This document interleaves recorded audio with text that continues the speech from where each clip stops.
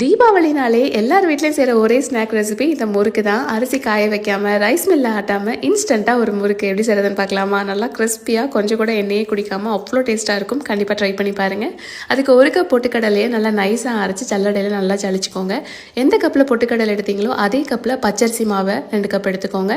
அது கூடவே சீரகம், எள்ளு, உப்பு, பெருங்காயத்தூள் சேர்த்து காய்ச்சின எண்ணெய், நல்லா சூடான எண்ணெயை 2 கரண்டி ஊற்றி நல்லா எல்லா சைடும் படுற மாதிரி பிசைஞ்சு விட்டுக்கோங்க.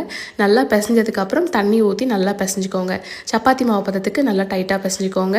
மாவு பிசைய ஆரம்பிக்கும் பொழுதே நீங்கள் அடுப்பில் எண்ணெயை காய்ச்சி நல்லா சூடாக வச்சுருக்கணும். நீங்கள் நிறைய முறுக்கு சுட போடுறீங்கன்னா கொஞ்சம் கொஞ்சமாக மாவு பிசைஞ்சிட்டு சுடுங்க.